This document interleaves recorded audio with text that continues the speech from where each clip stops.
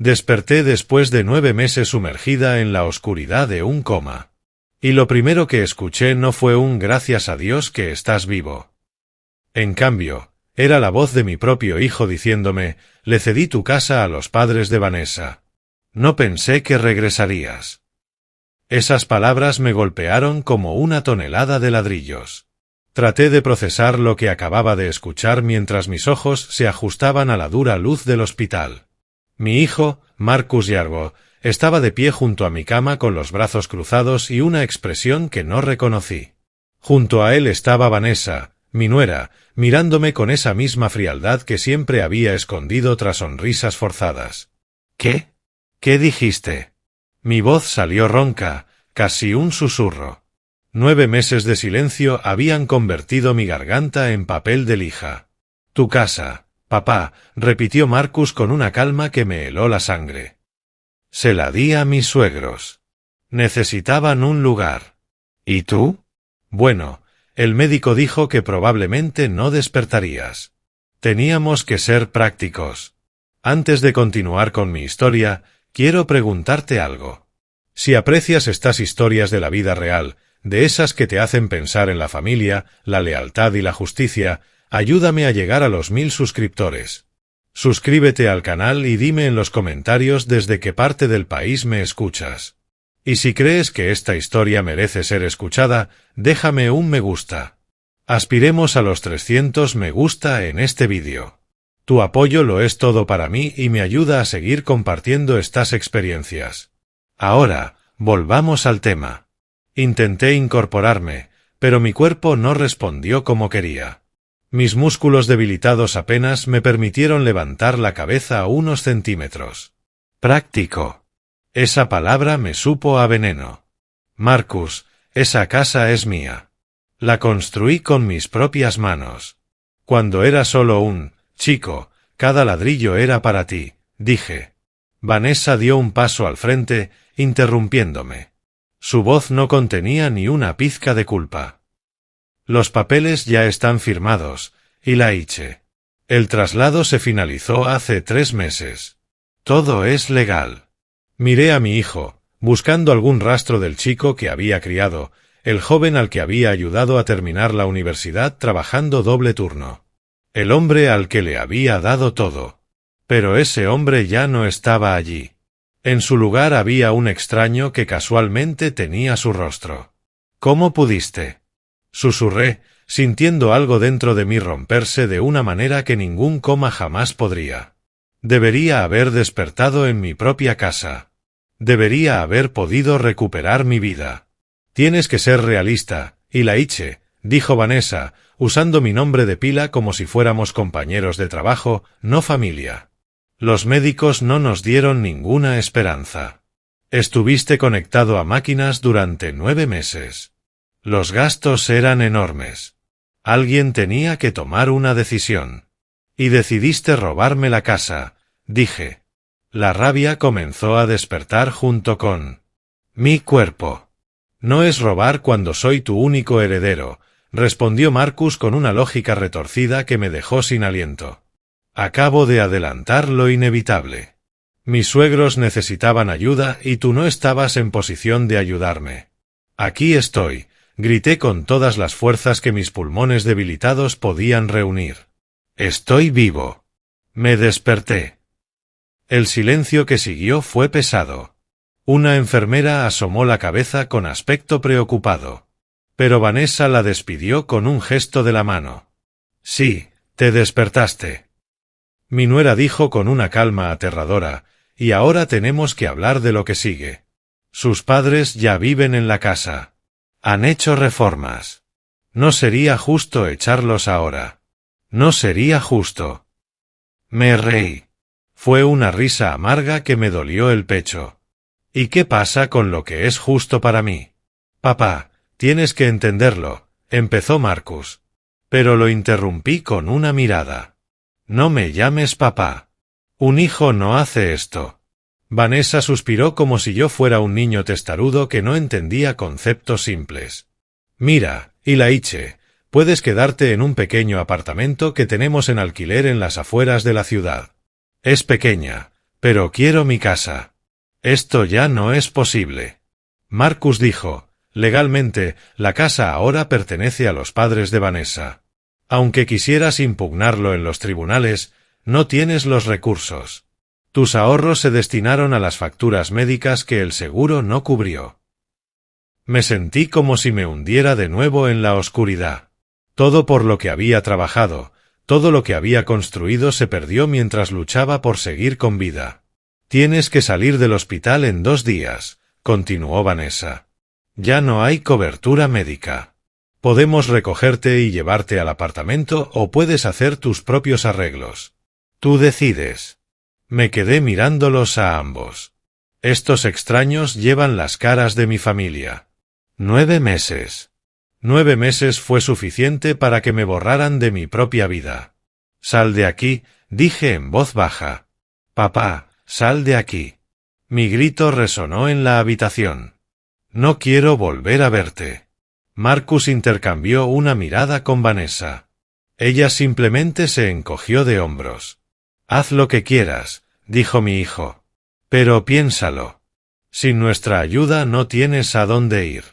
Los vi salir, sus pasos desvaneciéndose por el pasillo del hospital, llevándose consigo los últimos restos de la familia que pensé que tenía.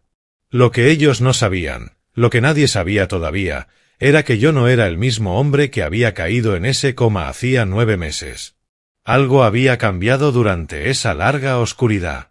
Y cuando finalmente salí de ese hospital 3 días después sin decir una palabra, sin pedir nada, comencé a recorrer un camino que nunca vieron venir. Porque a veces el silencio no es rendición, es estrategia. Para entender cómo llegué a ese momento hay que saber quién era yo antes del coma. Mi nombre es Ilaiche Yearwo. Tengo 69 años. Aunque después de 9 meses de estar inmóvil, mi cuerpo se sentía como si tuviera 90 años. Nací en un pequeño pueblo de Virginia, donde aprendí de niño que el trabajo duro era la única herencia que valía la pena tener. Cuando tenía 25 años, me casé con Ruby. Ella era maestra de escuela y yo trabajaba en la construcción. No teníamos nada más que sueños y manos dispuestas a trabajar. Marcus nació 2 años después y ese niño se convirtió en mi razón de vivir. Construí nuestra casa con mis propias manos literalmente todos los fines de semana durante 3 años después de trabajar toda la semana en los sitios de trabajo de otras personas. Pasé mis horas libres construyendo nuestra casa. Marcus era apenas un muchacho en ese entonces, pero recuerdo cómo solía seguirme por el lugar, preguntándome cómo mezclar el hormigón y por qué los ladrillos tenían que ir en un orden determinado. Algún día esto será tuyo, le decía mientras me entregaba herramientas con sus pequeñas manos. Pero por ahora, nos pertenece a los 3. Ruby falleció cuando Marcus tenía 17 años. Fue un cáncer que llegó rápido y cruel. Robar en 6 meses lo que habíamos construido durante décadas. Después de su funeral, miré a mi hijo y le prometí sobre su tumba que nunca le faltaría nada. Cumplí esa promesa. Trabajé turnos dobles para pagar su universidad. Vendí la camioneta que tanto me había costado comprar solo para cubrir sus gastos cuando decidió estudiar su maestría en DC. Me salté las comidas para que él pudiera darse el lujo de salir con sus amigos. Cada sacrificio parecía pequeño comparado con verlo triunfar. Marcus se graduó con honores. Consiguió un buen trabajo en una empresa de telecomunicaciones. Se casó con Vanessa hace 5 años en una boda que casi me lleva a la ruina. Pero lo organicé con orgullo. Ella provenía de una familia que tenía un pequeño negocio textil en Georgia que quebró poco antes de la boda. Nunca conecté del todo con Vanessa. Había algo en la forma en que me miraba, como si estuviera midiendo mi valor en dólares. Pero ella era la esposa de mi hijo. Entonces me tragué mis dudas y la acogí en la familia. Hace 1 año comencé a sentirme extraño, mareos, confusión, dolores de cabeza que no desaparecían. Los médicos tardaron semanas en diagnosticarlo. Un aneurisma cerebral. Me operaron de urgencia una tarde de febrero después de que se me rompiera mientras podaba los rosales que Ruby había plantado en el jardín. La cirugía fue un éxito, me dijeron después. Pero mi cerebro necesitaba tiempo para recuperarse. Entré en coma. Lo último que recuerdo antes de que oscureciera fue a Marcus tomándome la mano en la UCI, con lágrimas corriendo por su rostro, diciéndome: «Espera, papá. Te necesito. No me dejes solo».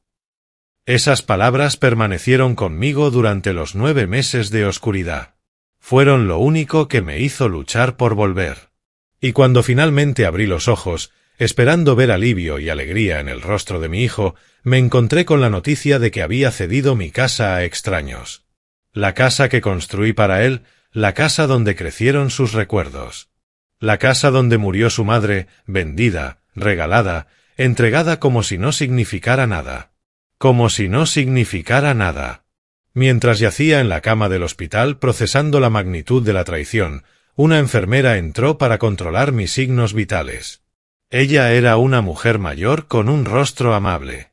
Ella debió haber notado algo en mi expresión porque se detuvo. «¿Está bien, señor Yarwood?», pensé en su pregunta. No estaba bien. Me desperté de un coma y descubrí que lo había perdido todo. Pero había algo que no sabían. Algo que ni Marcus ni Vanessa habían considerado, y ese algo iba a cambiarlo todo. Salí del hospital 3 días después, un martes por la tarde, sin nada más que la ropa que Marcus había traído en una bolsa de plástico y mi orgullo herido. Nadie vino a recogerme. El fisioterapeuta me había dado instrucciones estrictas. Caminar un poco, descansar mucho y tomar mis medicamentos religiosamente. Mi cuerpo todavía estaba débil. Mis piernas temblaban después de caminar solo 50 yardas. Pero tenía algo que 9 meses en coma no podían quitarme. Mi determinación. Tomé un taxi hasta el barrio donde había vivido toda mi vida adulta. Le di al conductor la dirección de mi casa, mi propia casa, porque necesitaba verla con mis propios ojos. Necesitaba confirmar que lo que me dijo Marcus era real y no solo otra pesadilla. Cuando el taxi se detuvo frente a la casa, sentí que mi corazón se rompía nuevamente. Había un coche nuevo en la entrada, un costoso todoterreno alemán que nunca podría haber podido permitirme. El jardín que yo había cuidado con tanto esmero era diferente. Las rosas heredadas de Ruby habían sido arrancadas. En su lugar había césped artificial y unas horribles esculturas modernas de metal. La puerta de entrada, aquella puerta maciza de roble que yo mismo había instalado, ahora era de aluminio y cristal. Era blanco, frío y sin alma. ¿Es esto todo, señor?, preguntó el conductor. No pude responder de inmediato. Simplemente asentí y le pagué con los pocos dólares que me había dado una enfermera de un fondo de caridad del hospital. Me quedé en la acera mirando lo que solía ser mi casa. Una mujer de unos 60 años salió a regar las plantas del porche. Ella no me reconoció. Para ella yo era solo un anciano mirando las casas. ¿Buscas a alguien?, ella preguntó con sospecha. Esta era mi casa, dije. Mi voz era apenas un susurro. La mujer frunció el ceño. Debe estar confundido, señor. Esta casa es nuestra. La compramos hace meses. ¿Comprarla? Me di cuenta. ¿De quién? ¿Cuánto pagó? Eso no es asunto suyo, respondió ella, más alerta ahora. Si no se va, llamaré a la policía. Un hombre salió detrás de ella. Más joven, de aspecto robusto. El padre de Vanessa, supuse. ¿Algún problema, Teresa? Este hombre dice que esta era su casa. El hombre me observó con una mezcla de lástima e incomodidad. Debe ser Elia, dijo finalmente. Y Marcus nos habló de ti. Lamento tu situación, Tim, pero los papeles están en regla. Todo es legal. Legal no significa justo, logré decir, aunque mis piernas comenzaban a fallarme. Mire, señor, dijo Teresa suavizándose ligeramente la voz. No sé qué pasó entre usted y su hijo, pero perdimos nuestro negocio y nuestra casa. Estábamos en la calle. Marcus nos ofreció esta oportunidad y la aprovechamos. Nosotros lo pagamos, no fue un regalo. ¿Cuánto cuesta? Yo insistí. Se miraron el uno al otro incómodamente. Eso es entre nosotros y Marcus, dijo el hombre. No necesitaba que me lo dijeran. Por sus caras, supe que había sido una miseria, una fracción del valor real de la propiedad. Marcus les había hecho un favor a sus suegros, y ellos habían estado lo suficientemente desesperados o convenientes como para aceptarlo. Las rosas, dije de repente. Las rosas que estaban allí. Mi esposa los plantó antes de morir. ¿Qué hiciste con ellos? Teresa se puso pálida. No lo sabíamos. Nos dijeron que podíamos renovarlo como quisiéramos. Los sacamos porque no escuché el resto. Me di la vuelta y comencé a caminar, ignorando el dolor en mis piernas, ignorando los gritos del hombre, ofreciendo llamar un taxi, ignorando todo excepto la necesidad de alejarme antes de derrumbarme frente a extraños en lo que solía ser mi jardín. Caminé sin rumbo durante horas. Mi cuerpo me rogaba que parara, pero mi mente estaba en otro lugar calculando, recordando. Terminé en el café donde Ruby y yo solíamos desayunar los domingos. Mabel, la dueña, casi dejó caer su bandeja cuando me vio entrar. Y la Iche, Dios mío, y la Iche. Ella corrió hacia mí, envolviéndome con sus brazos. Pensamos que Marcus dijo que probablemente no despertarías. Me desperté, dije simplemente, dejándome caer en una silla antes de que mis piernas cedieran por completo. Oye, Mabel me trajo café y un sándwich sin que yo se lo pidiera. Ella se sentó frente a mí, con los ojos llenos de lágrimas y preguntas. ¿Dónde has estado? ¿Por qué no llamaste? Fuimos al hospital, pero Marcus dijo que estabas en un estado delicado y que no podías recibir visitas. ¿Fuiste? La esperanza brilló en mi pecho. ¿Quién más? Todos. Elías, los vecinos, la gente del barrio. Incluso organizamos una recaudación de fondos para ayudar con las facturas médicas. Recaudamos casi $3,000 y se los dimos a Marcus para que los llevara al hospital. El café se me puso amargo en la boca. ¿$3,000? Sí, sé que no es mucho, pero Mabel, ¿ese dinero llegó alguna vez al hospital? Ella parpadeó, confundida. Marcus dijo que sí. Dijo que ayudó mucho. Que estabas muy agradecido. Cerré los ojos. Otra mentira. Otra traición.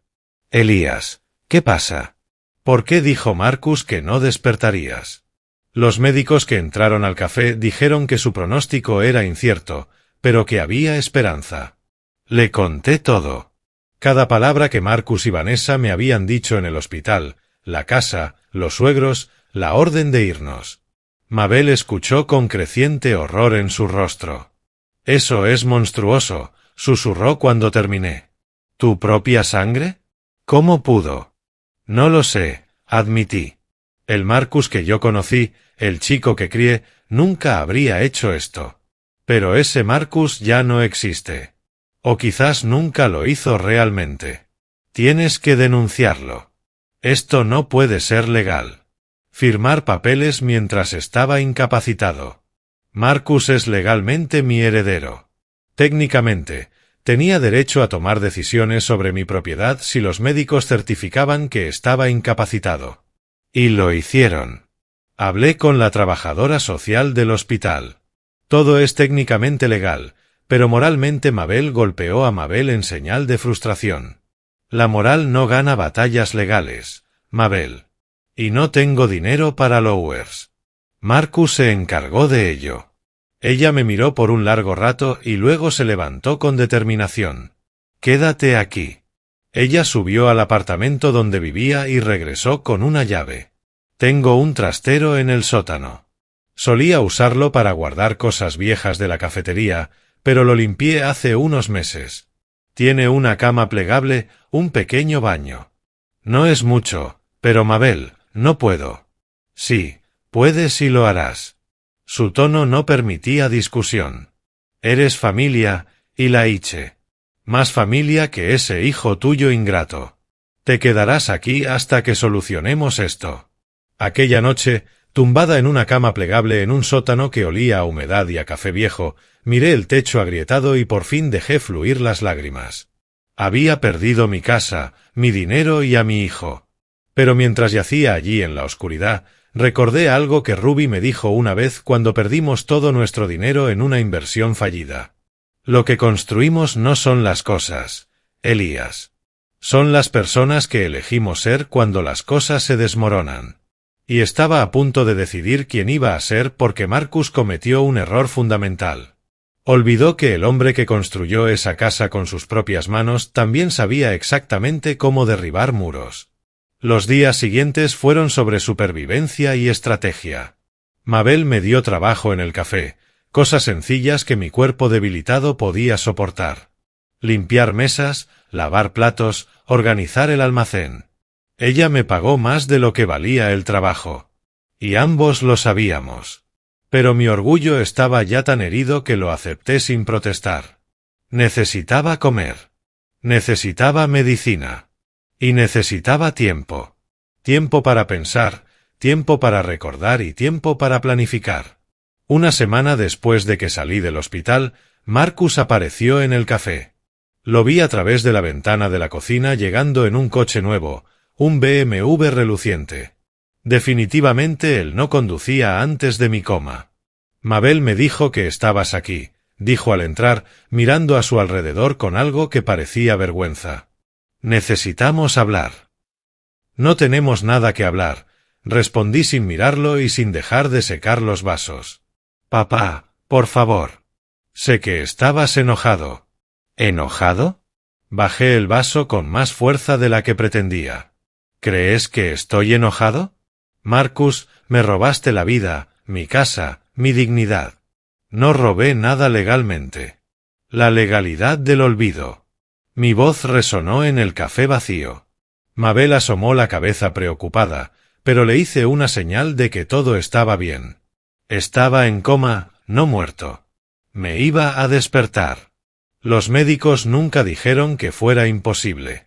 Marcus se pasó las manos por el pelo, un gesto que hacía desde que era niño y estaba nervioso. Por un segundo vi al niño que había criado, pero solo por un segundo. Los gastos fueron enormes, papá.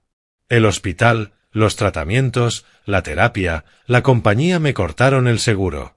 Vanessa estaba desesperada. Sus padres lo perdieron todo. Yo ¿Tuviste que qué?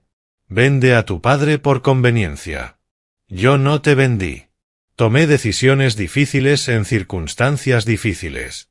¿Y los $3,000? Pregunté de repente. El dinero que los vecinos recaudaron para mis gastos médicos. ¿Dónde está? Marcus se puso pálido. Todo eso se destinó a gastos relacionados con tu nuevo auto y con las renovaciones en mi casa donde viven tus suegros ahora. Necesitábamos movernos para transportarte cuando despertaras. Pero no me transportaste, ¿verdad? Me dejaste salir del hospital como un hombre sin hogar. El silencio entre nosotros se extendió como un abismo. Vine a ofrecerte algo, dijo finalmente Marcus, sacando un sobre de su chaqueta. $500 al mes. Es lo que puedo darte para que puedas alquilar algo. Instálate. Vanessa y yo lo hablamos. Vanessa y tú lo hablamos. Me reí sin humor. ¡Qué generoso! ¿Y qué hay del resto de mi dinero? Mis cuentas bancarias, mis ahorros. Se destinaron a facturas médicas. Te dije mentira. La noticia cayó como un rayo entre nosotros. Hablé con el hospital. El seguro cubría el 80%. Mis gastos de bolsillo fueron menos de $10,000. Tenía $45,000 en el banco. Marcus, ¿dónde están los otros $35,000? Mi hijo no podía sostenerme la mirada.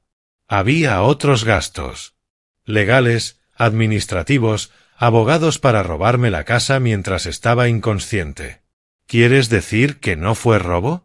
Firmé como tu representante legal.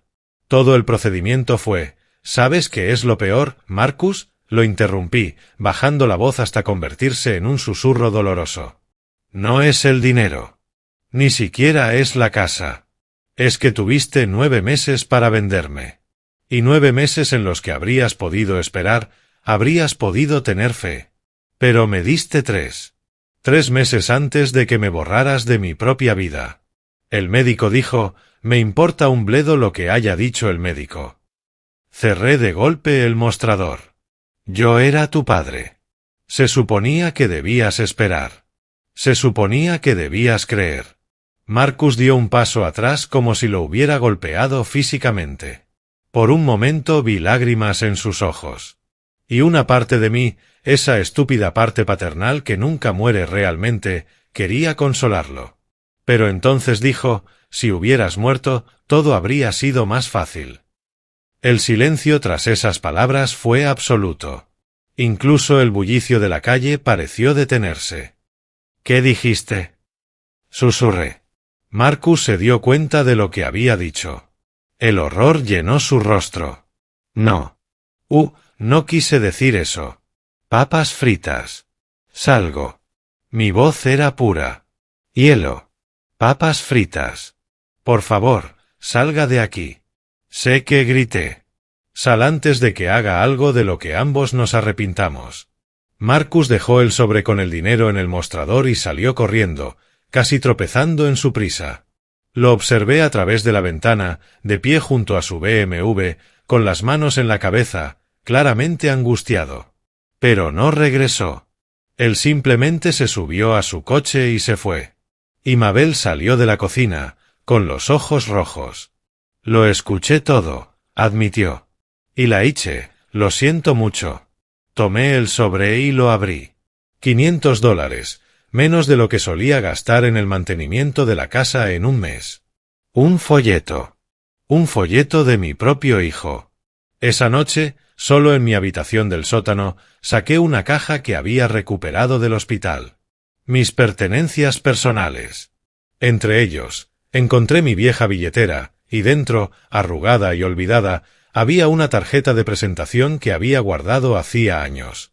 Sterling Vance, abogado, especializado en derecho de familia y sucesiones. Sterling había sido compañero de clase de Rubias. Él había venido al funeral y me había ofrecido su ayuda si alguna vez la necesitaba. Nunca había llamado. Nunca había necesitado ayuda legal hasta ahora. Marqué el número del viejo teléfono que Mabel me había prestado. Contestó al tercer timbre. Sterling, él es Ilaiche Yearwood, el esposo de Ruby. No sé si tú me recuerdas, pero Ilaiche, claro que yo me acuerdo de ti. ¿Cómo estás? Me enteré del coma. ¿Estás bien? Le conté todo, cada detalle, cada traición. Cuando terminé el nuestro, hubo un largo silencio al otro lado de la línea. Ilaiche, dijo finalmente Sterling, con voz seria. Lo que usted describe es potencialmente fraude, abuso de poder y malversación de fondos. Si puedo probar incluso la mitad de lo que me estás diciendo, Marcus y Vanessa podrían enfrentar cargos criminales. No quiero venganza, dije, sorprendiéndome de lo cierto que parecía. Solo quiero justicia y quiero recuperar lo que es mío. Ven a mi oficina mañana. Trae todos los documentos que tengas y Ilaiche, esta va a ser una pelea larga y fea. ¿Estás seguro que deseas continuar con esto? Él es tu hijo. Pensé en las palabras de Marcus. Si hubieras muerto todo hubiera sido más fácil. Era mi hijo, corregí. El hombre que entró hoy en ese café es un extraño que lleva su cara. Sí, Sterling. Estoy seguro de que. Después de colgar, me quedé mirando la tarjeta en mis manos temblorosas. Al día siguiente, mientras me preparaba para ir a la oficina de Sterling, recibí una llamada de un número desconocido. Señor Yearwood, ella es Gwyneth Holloway. Soy notario público. Necesito hablar con usted urgentemente sobre unos documentos que presentó su hijo hace 7 meses. Mi corazón se aceleró. ¿Qué tipo de documentos? Preferiría no discutirlo por teléfono. ¿Puedes venir a mi oficina esta tarde? Es importante. Muy importante. Había algo en su voz, una urgencia mezclada con incomodidad, que me puso en alerta. Estaré allí, lo prometí. Colgué y miré mi reflejo en el pequeño espejo roto del sótano. El hombre que me miraba era más delgado, mayor, marcado por el sufrimiento. Pero sus ojos ardían con algo que había estado dormido durante meses. Determinación. Marcus pensó que me había derrotado. Pensó que un anciano débil recién salido de un coma se rendiría sin luchar. Pero olvidó algo fundamental. Olvidó que los hombres que construyen casas con sus propias manos saben exactamente dónde están los cimientos y exactamente cómo hacerlos derrumbar. La oficina de Gwyneth Holloway estaba en el centro de la ciudad en un edificio antiguo con ese olor característico a papel viejo y madera pulida que tienen todas las oficinas legales. Me hicieron pasar inmediatamente, lo cual fue inusual. La notaria era una mujer de unos 50 años, con el pelo recogido en un moño perfecto y unas gafas sobre la nariz. Pero lo que más me impresionó fue su expresión. Una mezcla de alivio y culpa cuando me vio entrar. «Señor Geargo». Ella se levantó para estrecharme la mano. «Gracias por venir tan rápido. Por favor, siéntese. ¿Quieres un poco de agua? Solo quiero saber por qué me llamaste». Gwyneth asintió, ajustándose las gafas nerviosamente. Ella se sentó y abrió una carpeta gruesa frente a ella. Hace 7 meses, su hijo Marcus vino a mi consultorio con 2 certificados médicos firmados por médicos del hospital universitario. El certificado indicaba que usted se encontraba en un estado vegetativo persistente sin posibilidad realista de recuperación. Sentí que mi sangre hervía. Nunca estuve en estado vegetativo. Estuve en coma inducido médicamente con un pronóstico incierto. Lo sé, dijo ella en voz baja. Ahora lo sé. Pero en ese momento, con esos certificados en mis manos, firmados por médicos certificados, no tenía por qué dudar. Marcus presentó una solicitud de poder total sobre sus bienes, argumentando incapacidad permanente, y usted se lo entregó. Sí. La palabra cayó como una piedra. Yo lo autoricé. Pero hay más, señor Geargo. Mucho más. Y por eso te llamé. Gwyneth sacó otro documento de la carpeta. Sus manos temblaban ligeramente. 3 días después de obtener el poder, Marcus regresó, esta vez con su esposa, Vanessa. Presentaron documentos de transferencia de propiedad de su casa a los padres de Vanessa. El precio de venta declarado fue $80,000. ¿$80,000? Me levanté bruscamente de la silla. Esa casa vale más de 300,000. Exactamente, dijo Gwyneth, con voz ahora firme. Y eso me pareció extraño. Muy extraño. Pero Marcus argumentó que necesitaba liquidez rápida para sus gastos médicos. Que los padres de Vanessa fueron los únicos dispuestos a comprar inmediatamente. Que fue una venta familiar con condiciones especiales. ¿Y le creíste? Gwyneth se quitó las gafas y se frotó los ojos. Señor Yearwood, proceso docenas de transacciones al mes. Algunos son sospechosos, sí, pero si todos los papeles están en regla, no puedo negarme a certificarlos sin pruebas concretas de fraude. Y Marcus presentó todos los documentos necesarios, el poder notarial, los certificados médicos, incluso una carta supuestamente suya escrita antes del coma, expresando su deseo de que Marcus manejara sus asuntos si algo le sucediera. Nunca escribí esa carta. Me di cuenta de eso cuando vi las noticias. ¿Qué noticias? Gwyneth giró su computadora hacia mí. En la pantalla había un artículo de un periódico local de hace 3 días. Milagro médico. Un hombre se despierta tras 9 meses en coma. Mi foto fue tomada allí por algún periodista en el hospital sin que yo lo supiera. Cuando vi eso, cuando leí que habías despertado y que tu pronóstico nunca fue un estado vegetativo permanente, supe que algo andaba terriblemente mal. Gwyneth explicó. Empecé a investigar. Me puse en contacto con el hospital universitario. ¿Sabes lo que encontré? Negué con la cabeza mientras mi corazón latía con fuerza. Los certificados médicos que presentó Marcus eran falsificados. Bueno, no completamente forjado. Los médicos firmantes existen. Trabajaron en ese hospital. Pero las firmas fueron falsificadas. El hospital nunca emitió esos documentos. La habitación parecía girar a mi alrededor. Al parecer, Marcus falsificó documentos médicos. Y hay más. Gwinnett sacó otro papel. Cuando los padres de Vanessa compraron la casa por $80,000, el dinero nunca llegó a ninguna cuenta relacionada contigo. Tú, ni siquiera las cuentas que Marcus controlaba bajo el poder notarial. El dinero simplemente desapareció. O más probablemente nunca existió. Fue una venta falsa. ¿Por qué me cuentas todo esto? Pregunté tratando de procesar la magnitud de lo que estaba escuchando. Usted certificó esos documentos. Eres parte de esto. Gwinnett me miró directamente a los ojos. Porque me engañaron, señor Yarwood. Porque soy notario desde hace 25 años y nunca he participado conscientemente en un fraude, y porque cuando vi tu foto en el periódico, cuando leí que estabas vivo y consciente, no pude dormir durante 3 noches. Ella se levantó y caminó hacia la ventana, dándome la espalda. Mi padre sufrió un derrame cerebral hace 10 años. Estuvo en coma durante 6 meses. Toda mi familia perdió la esperanza excepto yo. Yo creí y él despertó. Vivió 5 años más después de aquellos maravillosos años. Cuando vi su caso, señor Yarwood, cuando vi que su hijo lo había abandonado tan rápidamente, tan completamente, se le quebró la voz. No pude quedarme en silencio. ¿Qué estás diciendo exactamente? Gwinnett se volvió hacia mí y en sus ojos vi determinación. Estoy diciendo que tengo copias de todos los documentos que presentó Marcus. Las firmas falsificadas, los registros que muestran que el dinero de la supuesta venta nunca fue transferido. Todo. Y estoy dispuesto a testificar, señor Yarwood.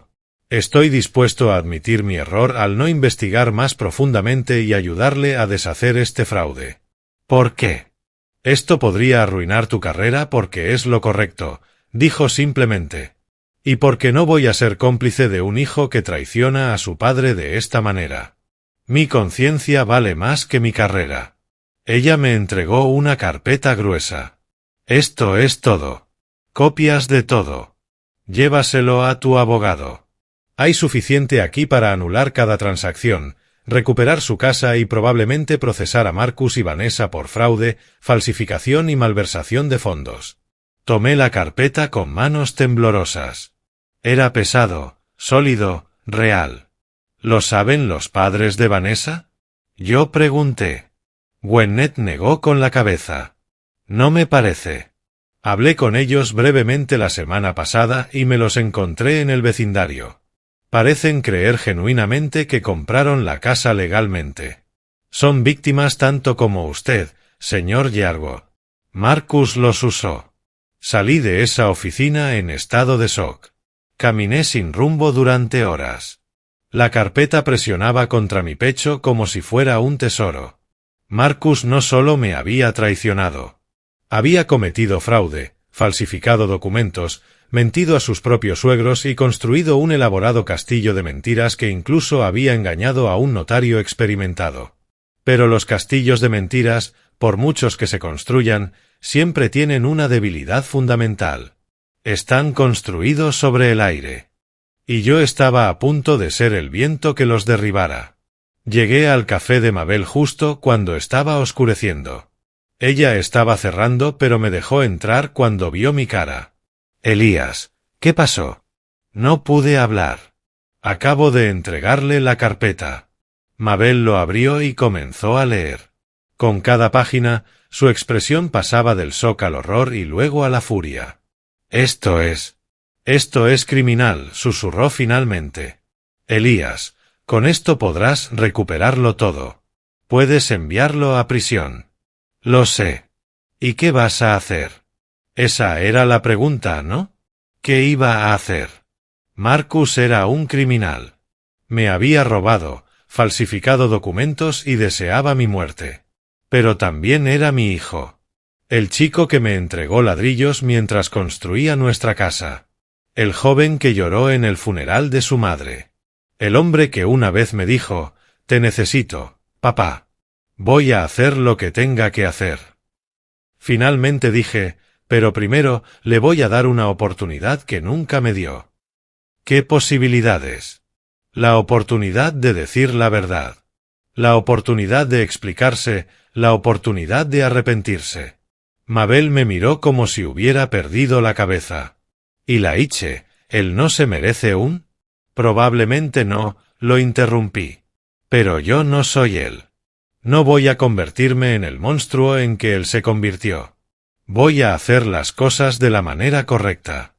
Voy a darle una última oportunidad para que sea el hombre que críe. Y si lo rechaza, miro la carpeta que está sobre la mesa. Esa es una evidencia sólida e incontrovertible de la traición de mi hijo. Entonces que Dios le ayude porque yo no lo haré. Llamé a Marcus esa misma noche. Papá, respondió con evidente sorpresa. Creí que no querías tener nada que ver conmigo. Necesito que vengas al café de Mabel mañana a las 6 de la tarde. Tú y Vanessa. No sé si Vanessa querrá. No es una invitación, Marcus. Es una orden. Si no estás aquí mañana a las 6, lo que tengo que decirte lo oirás del fiscal. Silencio. Entonces con voz cautelosa, ¿de qué estás hablando? 6 mañana. No llegues tarde, colgué antes de que pudiera responder. Esa noche no dormí. Pasé horas revisando los documentos, memorizando cada detalle, preparándome para lo que estaba por venir. Sterling, mi abogado, quería estar presente, pero le pedí que esperara afuera, listo para entrar si lo necesitaba. Esto era algo que necesitaba hacer solo. Exactamente a las 6 del día siguiente, Marcus y Vanessa entraron al café. Mabel había cerrado temprano para darnos privacidad. Éramos solo nosotros tres y la verdad esperaba ser revelada. Marcus parecía nervioso. Vanessa parecía desafiante. ¿Qué es tan urgente, Ilaiche? Vanessa preguntó, usando mi nombre como siempre, negándose a llamarme por cualquier término familiar. Siéntate, dije. Mi voz sonó tranquila, de tal manera que claramente los desconcertó. Se sentaron frente a mí. Coloqué la carpeta sobre la mesa entre nosotros. Hace 2 días visité a la notaria, Gwyneth Holloway, comencé. ¿La recuerdas? Vi cómo la sangre se le iba del rostro a Marcus. Papá, te lo puedo explicar. Silencio. Mi voz cortaba como un cuchillo. Ya has mentido suficiente. Ahora me vas a escuchar. Abrí la carpeta y saqué el primer documento. Certificados médicos falsificados que me declaraban en estado vegetativo permanente cuando nunca lo estuve. Las firmas del médico fueron falsificadas. El hospital tiene registros de ello. Eso es falsificación de documentos oficiales. Marcus, un delito grave. No lo sabía. Marcus empezó. Pero Vanessa le puso una mano en el brazo. No digas nada, ella le susurró. A él.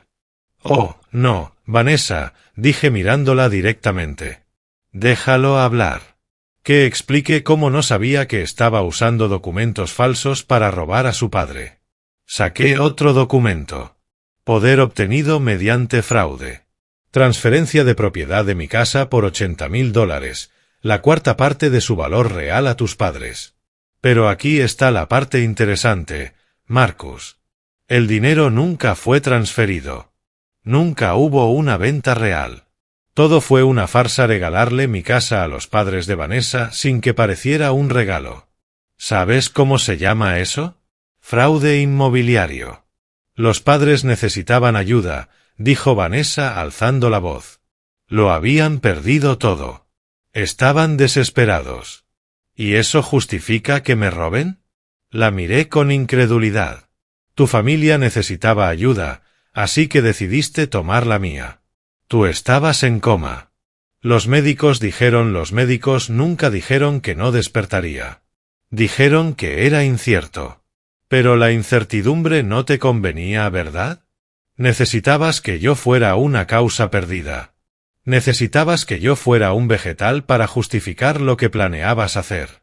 Saqué más documentos. $35,000 de mis ahorros se fueron. Marcus dice que se destinaron a gastos médicos, pero el hospital tiene registros que muestran que solo se pagaron $9,800 de bolsillo. ¿Dónde están los otros 25.000, Marcus? Mi hijo no podía mirarme a los ojos. Y luego están los $3.000 que los vecinos recaudaron para mí. Dinero que nunca llegó al hospital.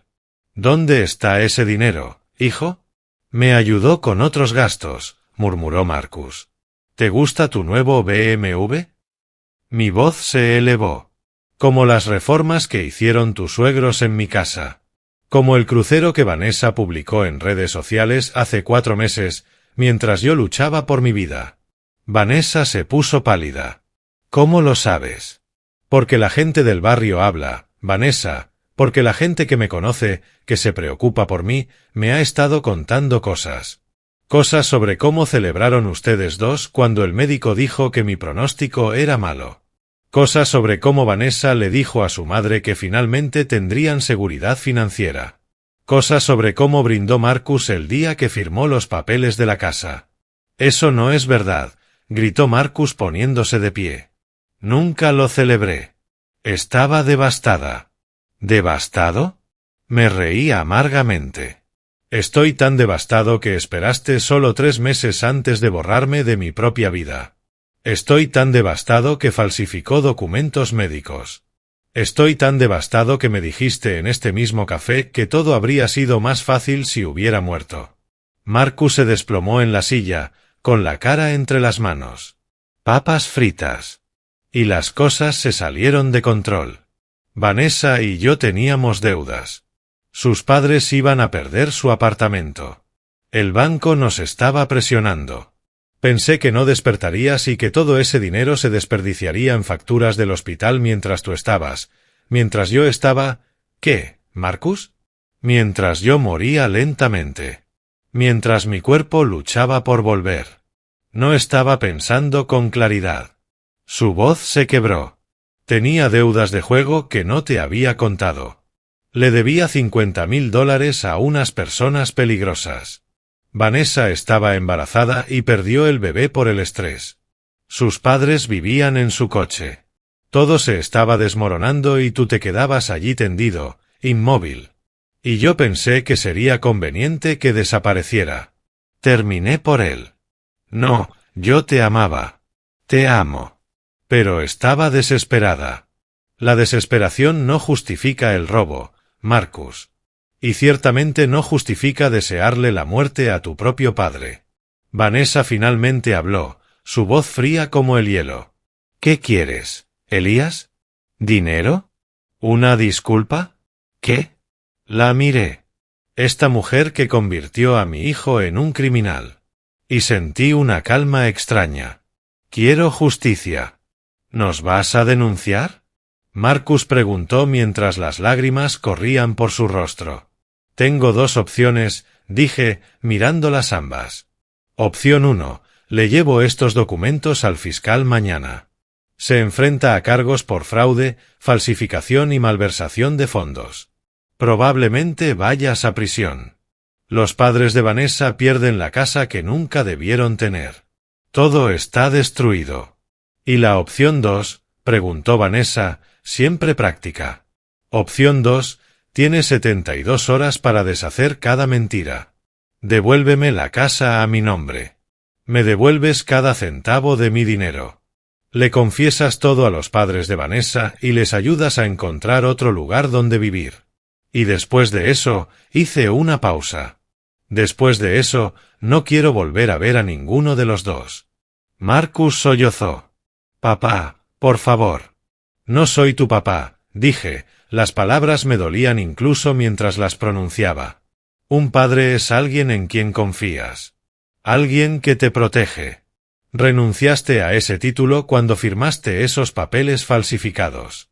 No podemos devolver todo en 72 horas, dijo Vanessa. Parte del dinero ya se ha gastado.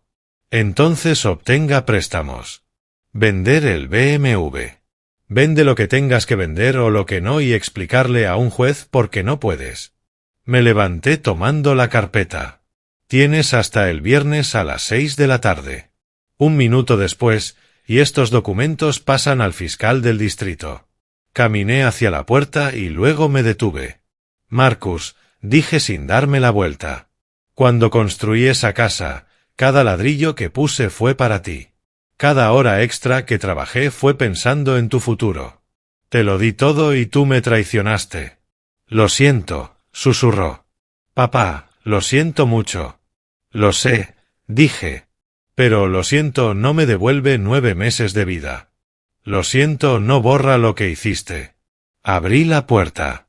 No vuelvas a llamarme papá.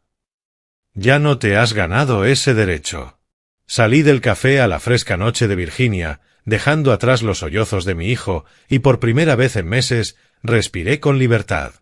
El viernes, a las 5:45 de la tarde, Marcus apareció en el café. Vino solo. Trajo una caja de documentos y un sobre bancario. Todo está aquí, dijo con voz ronca.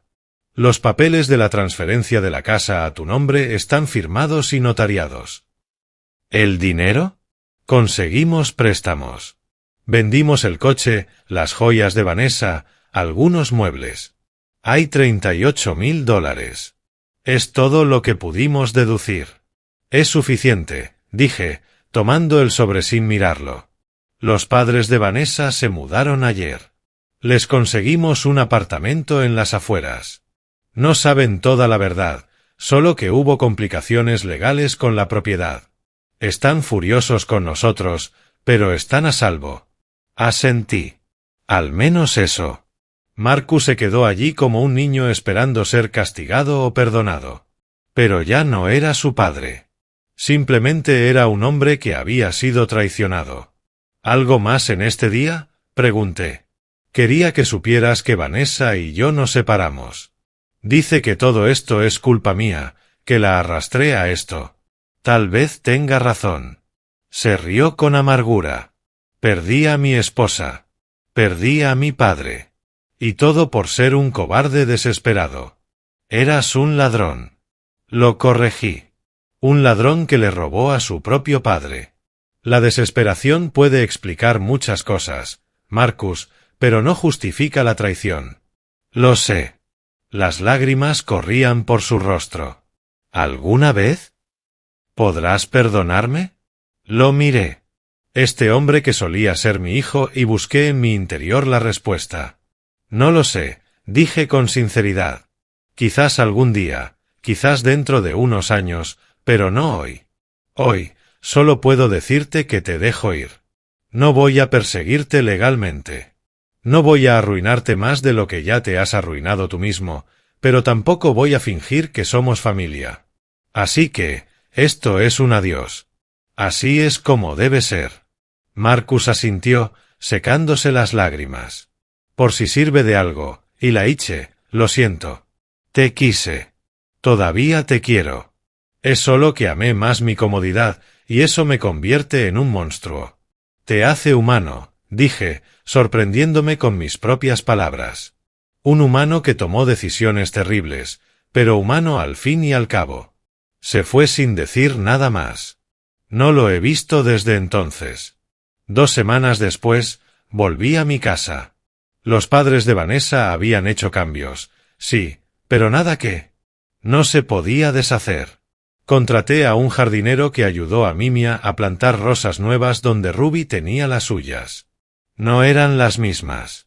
Nunca lo serían. Pero era un comienzo. Mabel vino a ayudarme a limpiar y organizar.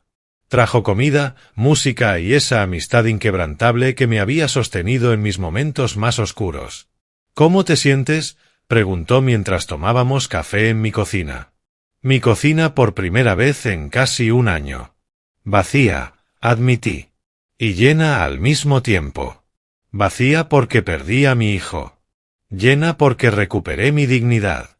¿Crees que cambiará? Espero que sí, por su propio bien. Pero ya no es mi responsabilidad salvarlo. He cumplido con mi rol de padre. Ahora tiene que decidir qué tipo de hombre quiere ser. Sterling, mi abogado, quedó impresionado con cómo se resolvió todo.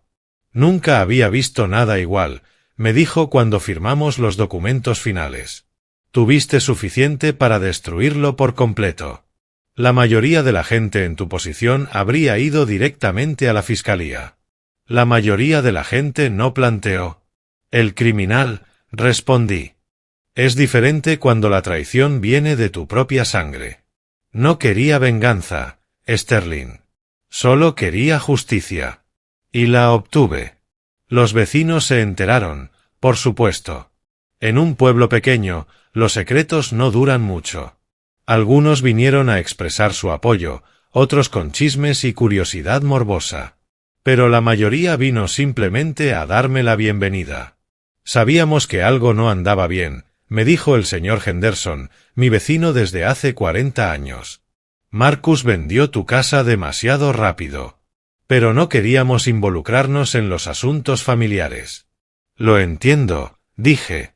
Y lo entendí. La familia es complicada. El amor es complicado.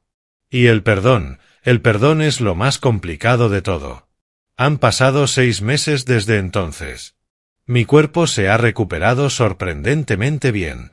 La fisioterapia, una dieta adecuada y el simple hecho de tener un propósito me devolvieron las fuerzas que los médicos no creían que recuperaría. Ahora trabajo a tiempo parcial en el café de Mabel. No porque necesite el dinero, sino porque necesito la compañía. Porque aprendí durante esos 9 meses de oscuridad y las semanas de la traición que siguió, que lo que nos hace humanos no son las casas que construimos ni el dinero que acumulamos. Son las conexiones que formamos. Son las personas que nos sostienen cuando caemos. Es la dignidad que mantenemos incluso cuando intentan robárnosla. Hace una semana recibí una carta de Marcus. No la he abierto. Está ahí, en mi escritorio, esperando. Algún día tendré el valor de leerla. Algún día podré afrontar sus palabras sin que se me rompa el corazón de nuevo. Pero hoy no. Hoy simplemente estoy sentada en el porche que construí con mis propias manos, mirando las rosas que planté en memoria de Ruby. Y estoy agradecida de estar viva. Estoy agradecida de haber despertado. Estoy agradecida de haber tenido la fuerza para luchar por lo que era mío. Y estoy agradecida de haber aprendido que el perdón no es algo que se le da a alguien porque se lo merece. Es algo que te das a ti misma para poder seguir adelante. Si estás escuchando esto y has pasado por traiciones similares, quiero que sepas algo. No estás solo. La familia a veces nos falla de maneras que jamás imaginamos. Las personas que amamos a veces nos traicionan. Y eso duele como ninguna otra herida. Pero también quiero que sepas que puedes sobrevivir. Puedes recuperarte. Puedes reconstruir. Yo lo hice. Desperté después de 9 meses en coma y descubrí que lo había perdido todo. Y, sin embargo, aquí estoy, de pie, con dignidad, en mi casa, viviendo mi vida. Marcus me robó mi casa y mi dinero durante 9 meses. Pero no pudo robarme lo más importante. No pudo robarme quién soy. Y al final, eso es lo que más importa. Me alegra mucho que estés aquí y que haya podido compartir mi historia contigo. Si te gustó, demuéstramelo dándole a me gusta al vídeo y suscribiéndote a mi canal. Veamos cuántos somos. Escribe en los comentarios desde qué ciudad me estás viendo y qué hora es. Tengo mucha curiosidad por saber desde dónde me sintonizan todas ustedes, gente maravillosa. Si quieres apoyarme un poco más, también puedes enviarme una pequeña donación. Comparto nuevas historias de vida contigo cada día. Y ahora, 2 de mis historias más populares aparecerán en la pantalla para que puedas elegir qué ver a continuación.